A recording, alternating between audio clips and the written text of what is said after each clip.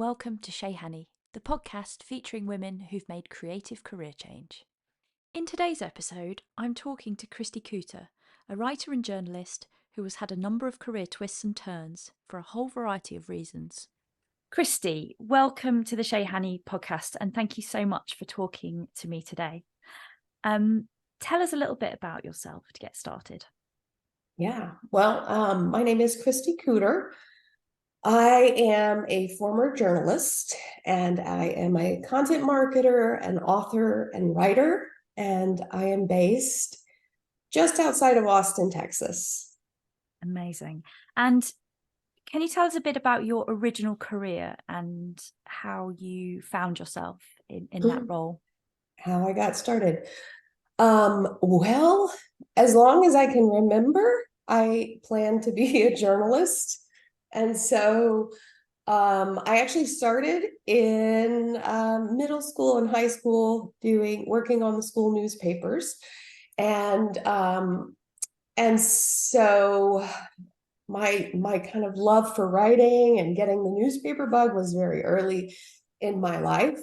And I went to school and pursued a journalism degree. And then I went on to work for newspapers. And I will say, when I originally started, I always thought I was going to be a reporter. But in college, I had just an amazing professor who was teaching a copy editing class. And he had been an editor at the Wall Street Journal, Hong Kong. And he talked to the class about, everybody wants to be a reporter, but the real action happens in newsrooms. And he talked about all these exciting events news events that happen in major coverage, and all of the big planning around how stories are played and new angles and all of those things they develop within the newsroom. He was totally right about that. But he encouraged everyone in class to apply for this very prestigious internship with the Dow Jones News Fund for copy editing. And I applied for that, and I had to take a copy editing test, which is standard procedure for a copy editing job. And luckily, I was one of the people chosen for that. And so I was one of, I'm not sure how many, maybe 30 people around the US chosen for that program and placed in newspapers around the country. So that changed the course of my career before I even started. And I, from that point on, decided, okay, I want to pursue copy editing. And I did that for half of my career in journalism. And then I discovered digital journalism right around the time when all of the newspapers, I know this is crazy to think about, but everybody sort of decided they needed to go be on this new thing called the internet. And so our editor, I was at the Austin American-Statesman at the time, where I spent most of my career, and our editor gathered everybody around for a meeting and said, hey, we're launching this website and we need people who are interested in helping to put the paper online. And I basically volunteered and said, oh, I'll do it. And I had been working in a tech features section before that. Right. And I went on maternity leave and had been helping with getting the newspaper online before I went on maternity leave. And then when I came back from maternity leave, they said, oh, by the way, you're moving online entirely. And so I became a digital journalist after that point in time, and then eventually became the editor of the Austin American-Statesman's websites. We had two of them, news and entertainment website. So when and how did you know it was time to move on and switch to doing something different? Yeah, so I've actually had several of those points in my life. Okay. I'm 48, so I've had a couple of those moments, but journalism is a very, very difficult place has been for a good probably decade. It's been much more difficult to make a career in journalism. And I was very fortunate because I had sort of ridden the wave with digital journalism and had learned about, audience building and, how to write headlines for the internet. And so I had additional skill sets that a lot of my fellow journalists who stayed on the print side did not have.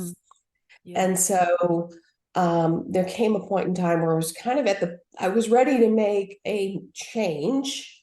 And I was actually interviewing at different news operations in Texas, but I was looking outside of newspapers as well. Right.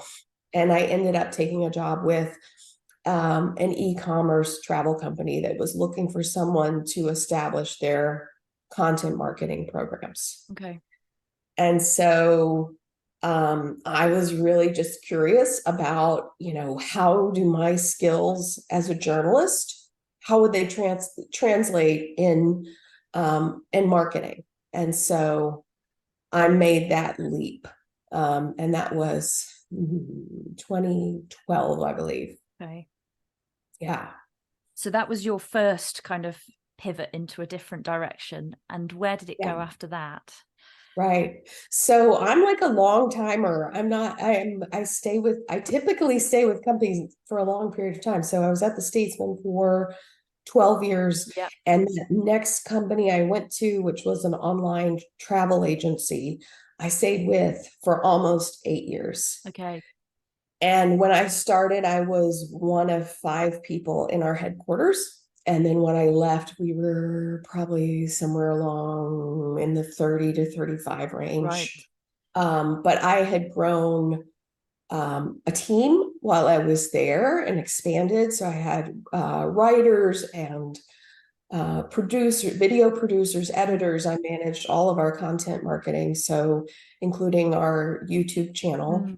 And we had a very active blog. So we had over 1 million page views a month on the blog, and we had over 1 million subscribers on our YouTube channel. Wow. So I was basically running kind of an editorial operation for this e-commerce travel site, and we were helping people plan their vacations to Disney.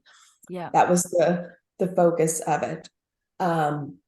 So I really enjoyed that. And I love the process of kind of starting from a very early stage and growing it into something, really massive.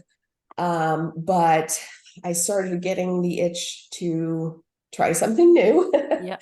And so I ended up taking a role with actually a humongous corporation, environmental services company.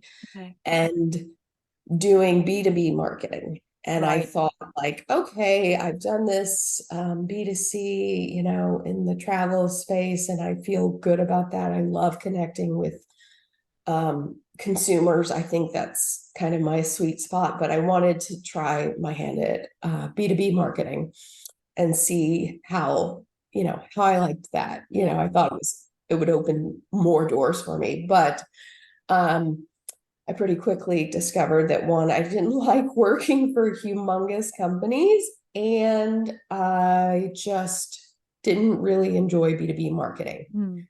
Okay. And so I pivoted again. I went to a company. I had been recruited by the CEO of this ed tech startup that was looking for a content marketing person. And I took that job and did it I didn't do it for a year. I did it for several months. Yeah. And then I got promoted to run their marketing operations, and stayed with them for a little while, but it was not a good fit. And I quickly realized that even though I had been promoted, there was some internal turmoil going on, and there was also a lot of turnover within the company, even though no one had ever actually willingly left the company. And so I basically thought, okay, I'm going to get fired if I stay here. Yeah. I don't want to be fired. I've Yeah. never been fired. No. I want to be able to leave on my own terms. And so that's what I did. And um, and when I quit that job, I really had no idea what I was going to do next, because I was a little I had been like, my pride had been wounded. I was like Yeah. emotionally feeling like I don't know where my purpose is and Yeah. where I fit. And so it left this big kind of hole for me. And but before I quit, my husband, he made me promise him that I would not just take the next job that had come that came to me, because he was Yeah. basically like, you know, this company had some red flags and you ignored them, and I don't want you to do that again. So I want you to like take some time and think about what it is you really want to do. That's so great that you had that support and somebody kind of behind you looking out for you and spotting these signals and helping you Yeah, to kind of figure out what the next step was. And I think that makes such a difference for all of us, doesn't it? Having people around us that care and support and help to nurture into the next for sure. stage For of whatever sure. that might be. Yeah. And you mentioned to me before as well that around this time, am I right in saying that your daughter had some health issues that you were also Right. kind of working with? Is that something you're willing to talk about and share a little with us? Yes. Yes. So the whole time that I was working that job, my daughter was suffering from anorexia. Gosh. And we, went through the whole process of, I mean, it was during the pandemic where there was an explosion Oh, in eating disorders, and there still is yeah. a huge crisis with eating disorders right now. But it also took forever to get in to see specialists Mm, during the pandemic because of that. And so I had been living with um, almost certainty that my daughter had anorexia. mm, And I know that because my other daughter, my older daughter, also had anorexia and right. had also gone through treatment Gosh. for that and recovered. And so, so I knew that there was a very strong possibility that that was what was Mm, going on. mm, And we eventually did get her into treatment. She did 4 months in what is referred to as a partial hospitalization program, right. which is basically from like 8 in the morning to 8 at night. Um, every day of the week you're in treatment, and then you Yeah. spend the night at home. Right. She did 4 months of that, and then she came home, and we had a couple of months where things were okay, and then she relapsed again.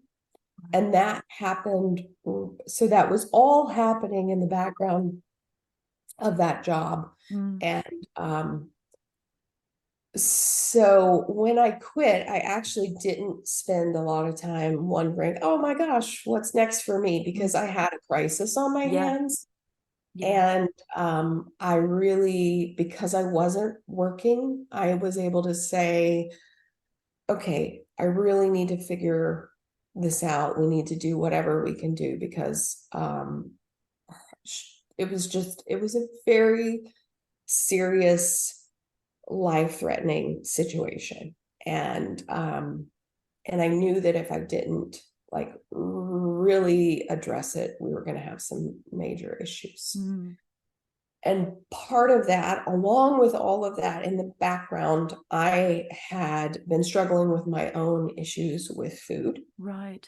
And so it sort of came to a head with my daughter and I as we were battling it out, and I'm trying to make her eat. And we had this breakthrough moment where one day where I'm trying to get her to eat her snack, and she just, and we had a protein bar. We were sitting in the car going somewhere, and she took the bar and shoved it in my face and said, "You eat it." And we had this massive blow up, like yelling and screaming at each other. But I took a few bites of this bar of hers, and then it kind of diffused the situation. And she finally said, like, when you eat, it helps me eat. Right. And so I realized at that point in time that, like, in order to help her, I had to help myself. Yeah. And so, and I had known, because we've gone through a lot of education around eating disorder treatment. You cannot, there's no place for dieting when you've got someone in your house that's suffering from an eating disorder. And even though I wasn't outwardly dieting, I had my own battles going on. And so I decided that from that point on, I was no longer going to diet. And I was going to work on myself and transition to intuitive eating, which is it's a framework for eating where you're basically listening to your body's signals to help you decide whether your hunger and your fullness cues and all these things that we have been ignoring. We've been taught to ignore them. Yeah. We're taught from a very young age. We're born knowing how to eat and when we need to eat, but we're taught to not listen to those things. And so my daughter and I both kind of went down this path. We worked on getting her weight restored to the place where she needed to be. And alongside that, I did work on myself with intuitive eating. And I hired a therapist who was trained in intuitive eating because I knew that, you don't just unlearn behavior that you've been doing for your entire existence. And I also started journaling and writing about that process because I knew it would take me probably a year or maybe longer. And I wanted to be able to look back and document, here's how far I've come, here's the progress, and here's what's happened. And along the way, my therapist, and I was originally thinking I want to turn this into a book, that could help women transitioning to understand what it's like to go through this process. Because there are a lot of how-to books on how to do it, but there aren't very many books that say, here's what it's like, here's what you're going to feel, and so my therapist, when I told her that, she said, "Oh, you should start a Substack." Okay, interesting. and I gave that some thought, and so I decided to start a Substack. And then at the same time, a little bit before that, but I had met a woman who was starting a hybrid book publishing business, and she was looking for women to write a chapter in her first book. And it was talking about the bumpy roads to their biggest successes. Yeah. And so I had chatted with her, and I really wanted to write a chapter in the book. And so I decided to do that. And she actually came back to me and she said, "Well, I want you to write a chapter in the book, but I also want you to come work for me and help me do marketing for the business." And so that's how I started yet another kind of career pivot, was purely sort of it's not by accident, but it wasn't something I was expecting to happen. I wasn't actively intending for it to happen, but it just did. And so that's, put me on yet another career path. Yeah. And it's interesting how all these different circumstances come together. And obviously lots of those circumstances are things that were very challenging and difficult. But it's interesting how all of those things coming together have led you into this place that you are now. And is this what you're doing now? You're still working on these projects at the moment, and obviously you've got your Substack, and that's gone. I imagine that's been taken further than you imagined it might have gone when you initially started to write it, when your therapist suggested starting a Substack. Well, I had no idea actually what I really didn't know with Substack, Yeah. what would happen, but I am still, so I am working still with the publisher, Yeah. and I am doing that on a contract basis. So it's and not full time. So Yes. it's Okay. so I have room to take on more work if I want to, in the realm of probably content marketing or copywriting, and but I am still working with her and helping to launch her business. She just passed a year in business, which is pretty exciting, and we've published 3 books so Wow. far, and they've all been Amazon bestsellers. That's great. And it is, I'm learning all new skills. I'm going into the world of book publishing, and it's been really fun to do that work. And then I'm still continuing with Substack. It has been actually way more challenging than I thought, and way slower growth than I thought. Yeah. Coming from, a content marketing background where I had sort of figured out the secret sauce to Yeah. publishing, Yeah. at especially when I was working with the online travel agency. I knew the type of content that would work well, Yeah. and I knew how to publish it in a way that it would, and how to promote it in a way that would foster, kind of launch it, Yeah. if you Yeah. will, Yeah. right? And Substack does not work that way. It's still a bit of a mystery to me. So I would say I'm still struggling to find my way on Substack and figure out, kind of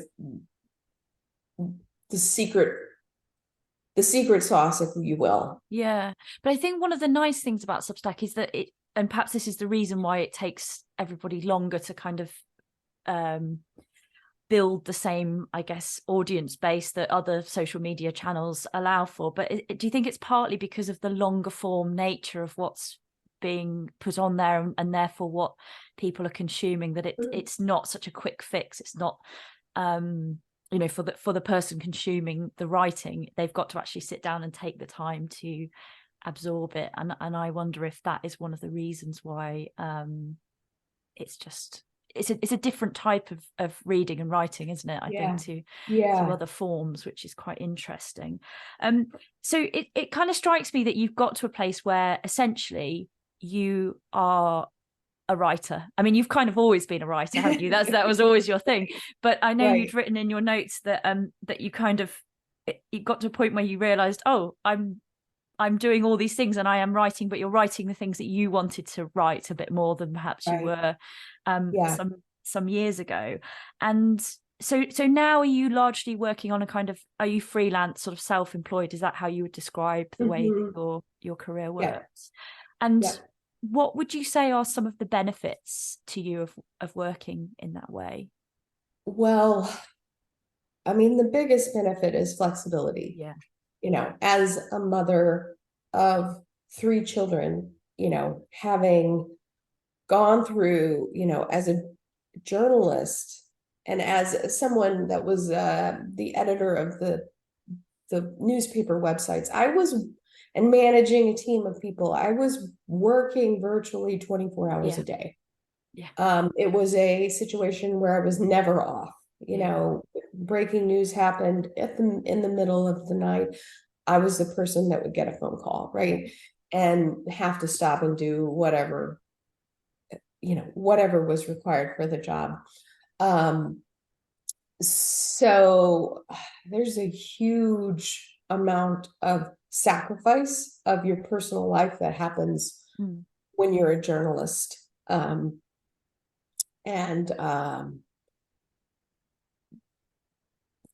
But now in this role that I have a lot of flexibility. I work remote, I work from home. Yeah.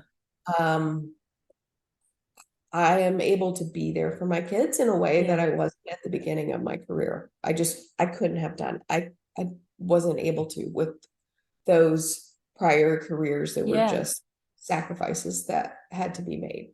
So I think that's the biggest benefit to what I'm doing. I'm also setting the direction of the work that I'm doing, particularly on Substack, and that has actually been the hardest part. As someone who can go into, I could write as a content marketer, I'm sort of pride myself on being a subject matter expert in whatever area I go into, whether it's book publishing or planning a vacation to Disney World or writing about intuitive eating and giving up diets, right? So the challenge for me with the Substack is that it's up to me where I want to take it. Yes, you're not being given that direction by somebody else. It has to come from exactly. you. That's a very interesting point, I think. And are there any aspects of working for another organization or working for a newspaper in journalism that you miss, or do you have any moments of regret of your change of pace and change of career?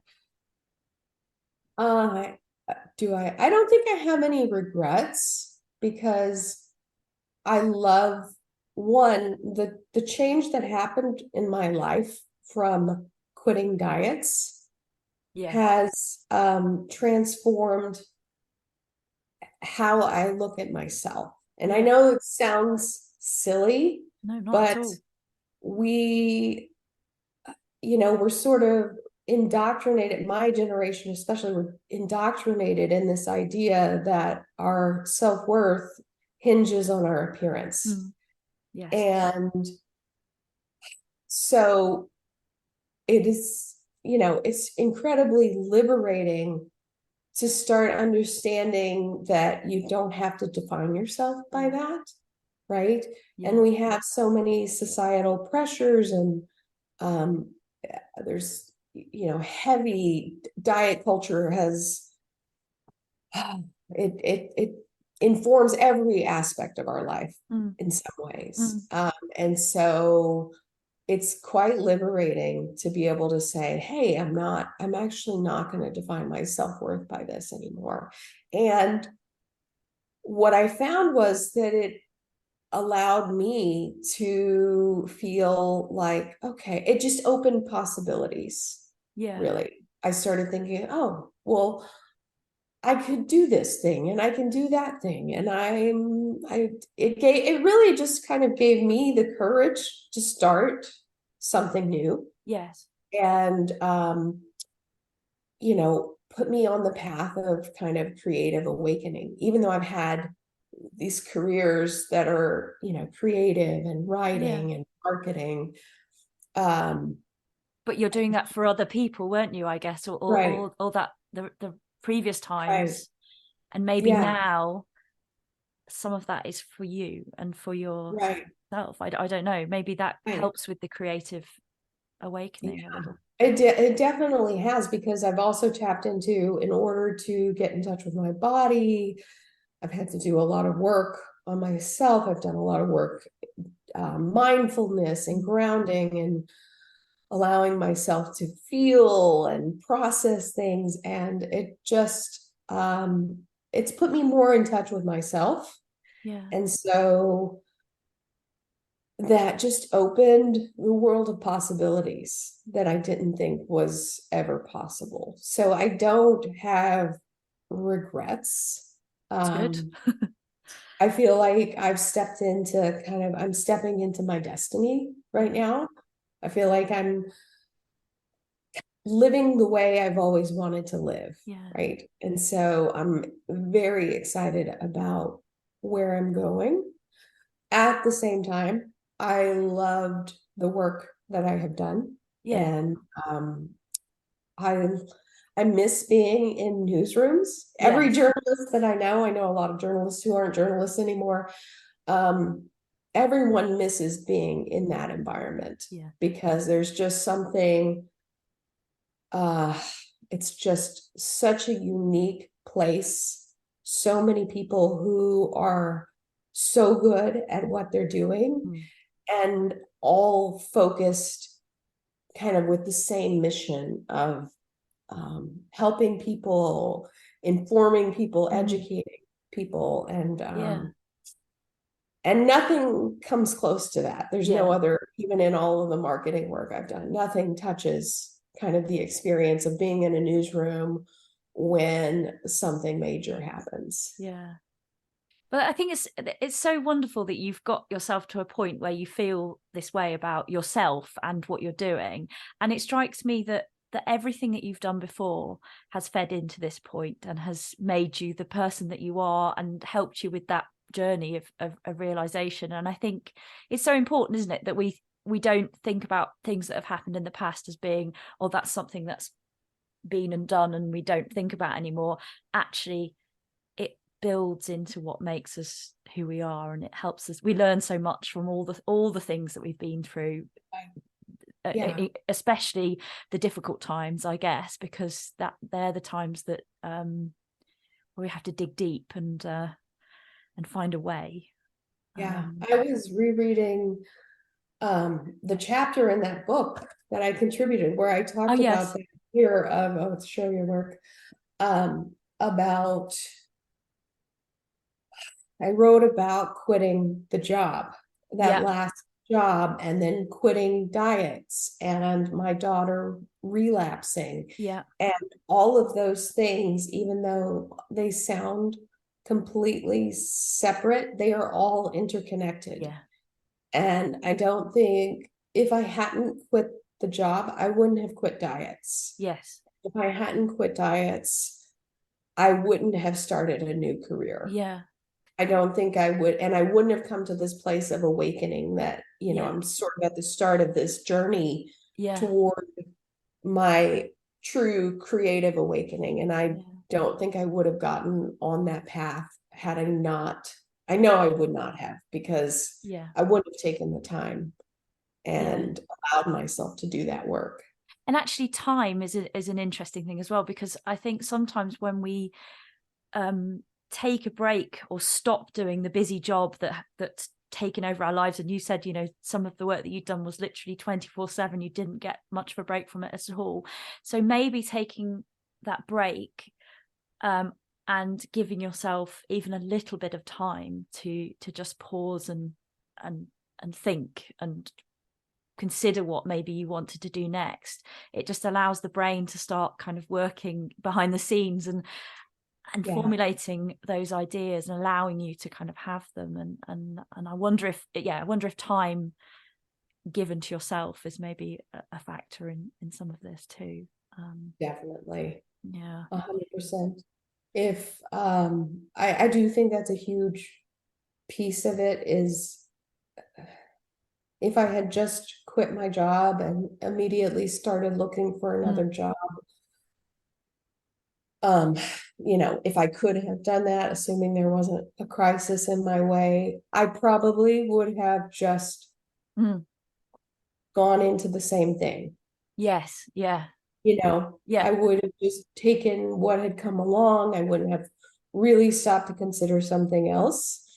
And now, especially in my work, because um, writing and Substack, it takes so much mental power. Yes.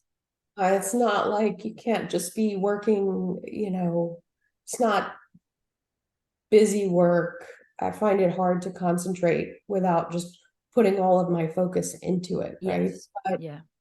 but I do build in time to take breaks, and it's when I have that time. So a lot of it happens, in the background. I'm a mountain biker. I love to go out and ride by myself, Yeah. um, or go take walks. And when I just let myself do that, I have the creativity comes Yes. to me. The ideas seem to flow Yeah. from that space. And Yes. so I do think that's a huge part of this, and I'm connecting to myself in a way Yeah. that I haven't before. Yeah. No, I think that's so important to almost try and switch off from creating the ideas, and then the ideas come when you do switch off from it, if that makes any kind of sense. But Yeah. I agree. I think that I hear so many stories of other people saying similar things, that when those ideas come when you're least expecting them to, in a way, but it's because you're allowing yourself the time to unwind a little bit, I suppose, and to take time Yeah. out for yourself. And you mentioned your husband a little earlier on, but in general, were your family and your friends supportive of you taking this leap into kind of freelance life and working in a different way? Yeah. I couldn't have done it otherwise. Yeah. Um, my husband is my biggest supporter, Yeah. and my children too. They've Yeah. all been 100% on board with this. I mean, my children were happy. My children get me more than they ever have before. Yeah. And so they, I, and also because I had been a single mother for many years. And Yeah. so we had been living under the constraints of me working full time and Right. still trying to, be a mom to them Yeah. and take care of them and do all of those things. And so I had so much more freedom and flexibility, and they benefit from Yeah, of that. They course. their mom with them in a way that they never have. Yeah. And so I think they have an appreciation for that. Yeah.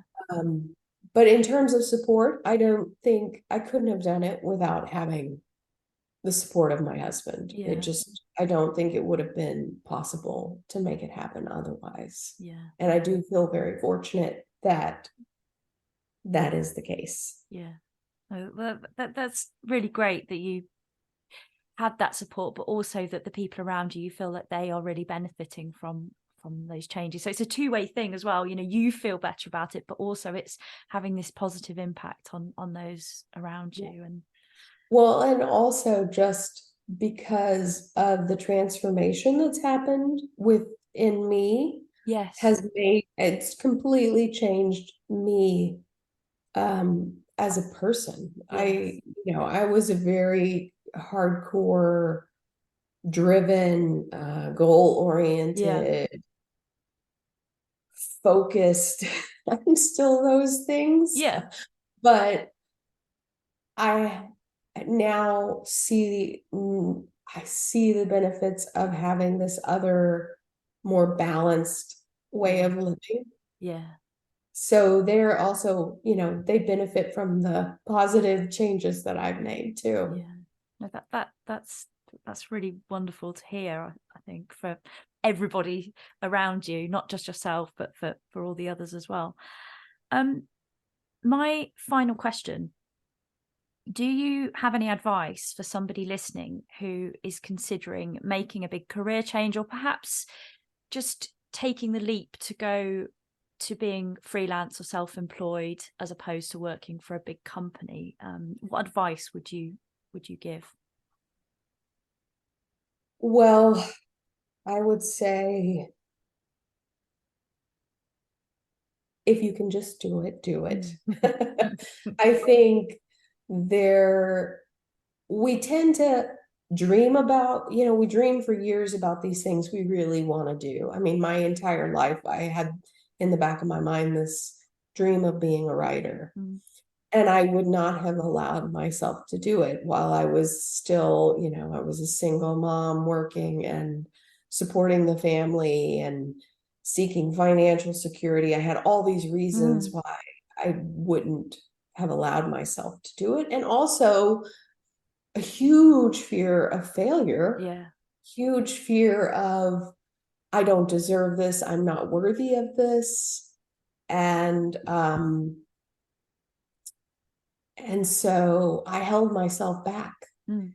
And I think, especially women, we tend to do that. Yeah. And we tend to put everyone else in front of us, right? Yeah. So